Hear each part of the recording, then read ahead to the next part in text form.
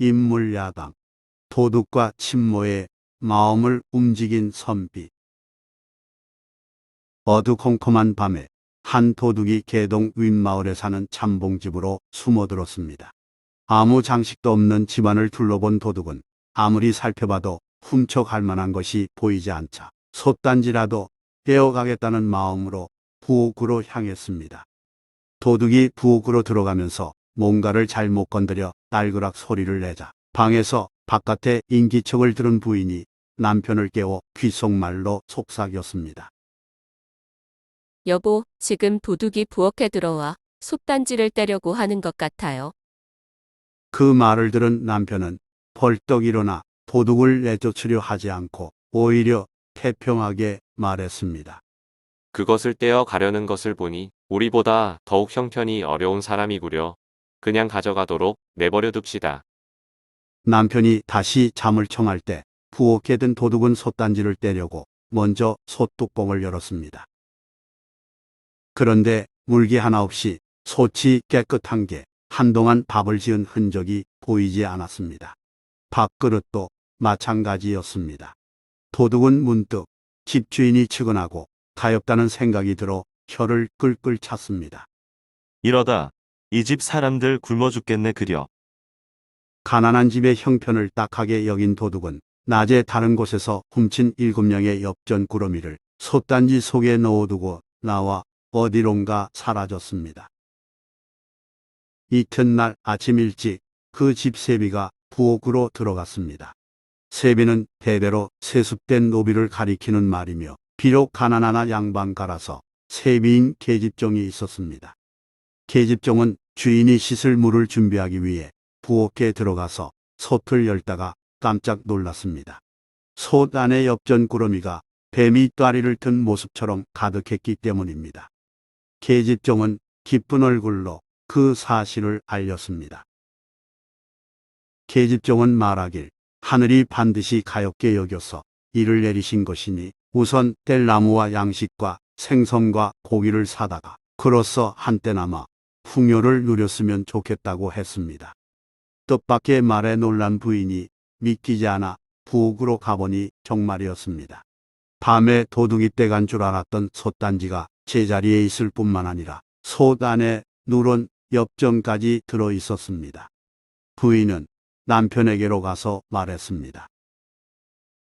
이는 필시 하늘이 우리 부부를 불쌍하게 여겨 내려준 것이 분명하니 이 아이 말처럼 하는 게 좋겠습니다.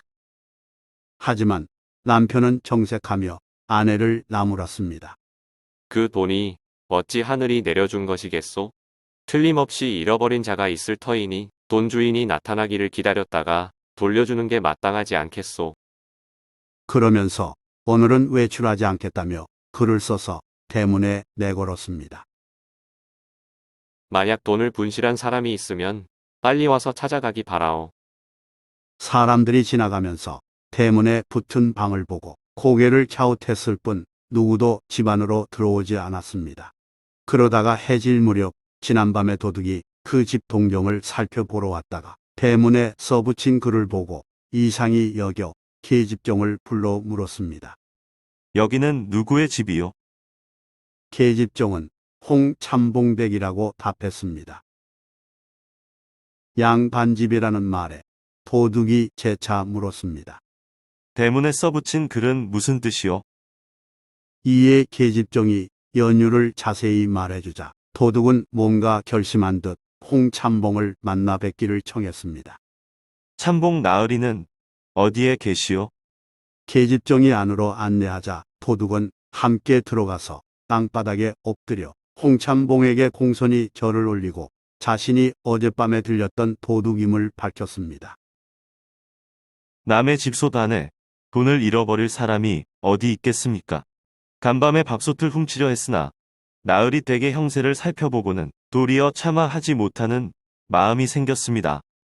마침 도둑질에서 취한 금전이 있었기에 놓아두고서 갔으니 원컨대 나으리께서는 이로써 며칠 동안의 식량 구입 자금으로 삼으소서. 이처럼 도둑은 돈을 놓고 가게 된 사연을 설명한 후 받아달라고 청했습니다. 그 말에 홍참봉은 화내며 단호히 말했습니다. 내 물건이 아닌데 어찌 갖겠는가. 당장 가져가기 바라네. 홍참봉이 완강하게 거절하자 도둑이 머리를 조아리며 말했습니다. 오늘에야 비로소 양반을 보았습니다. 맹세코 지금부터 절대로 도둑질을 하지 않겠으며 바라건대 나으리 댁의 하인이 되었으면 합니다. 그럴 필요까지는 없고 양심적으로 살아가면 된다네.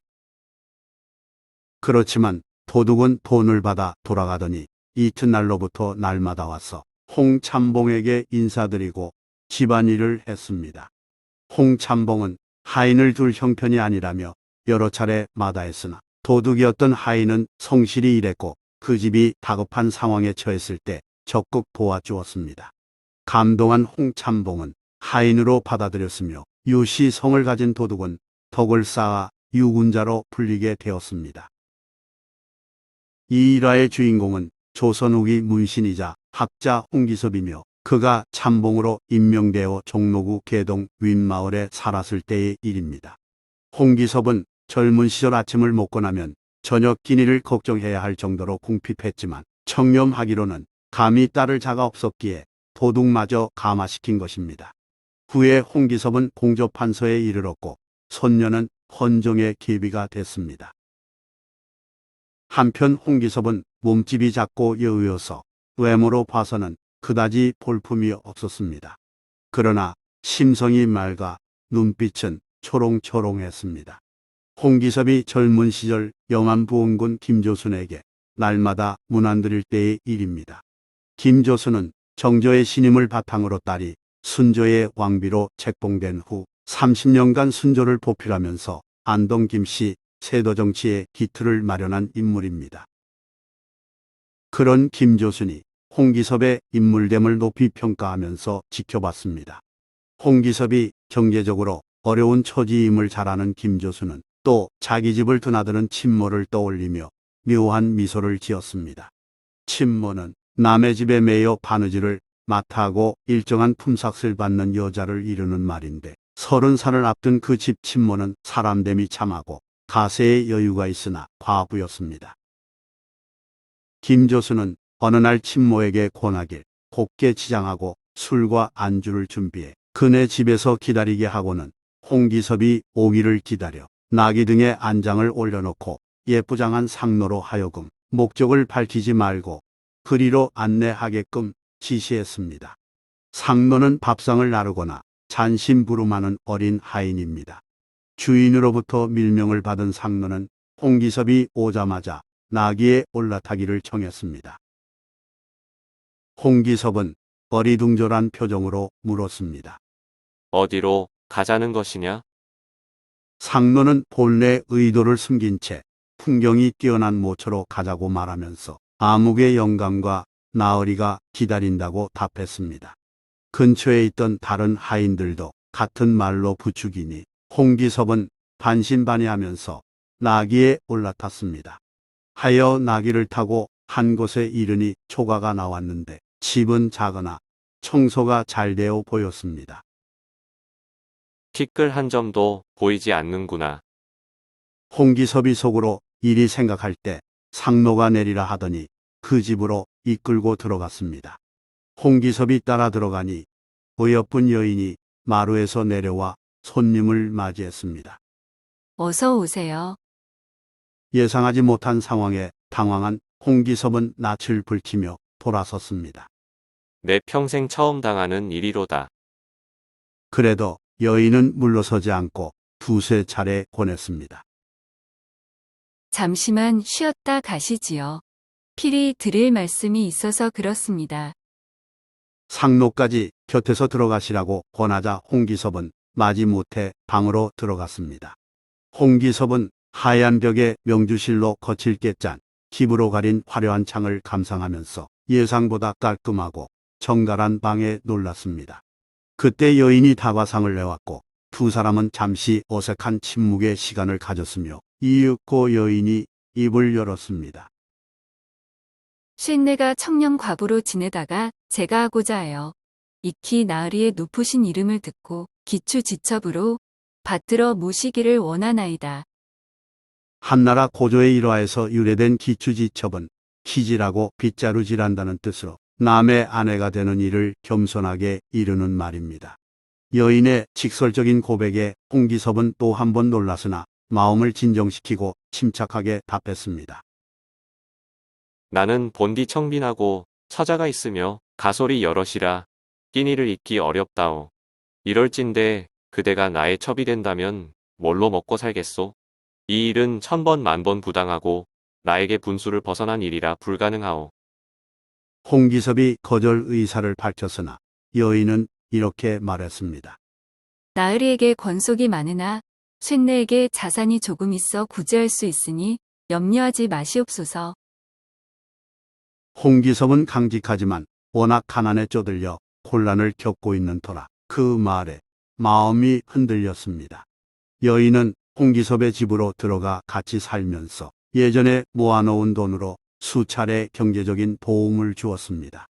홍기섭은 아내와 더불어 첩을 거느리고 노년까지 편안히 지냈습니다. 특히 아내는 물론 첩과도 회혼 잔치를 벌여서 많은 사람의 부러움을 샀다고 전합니다. 좋아요 및 구독은 영상 제작에 큰 힘이 됩니다. 고맙습니다.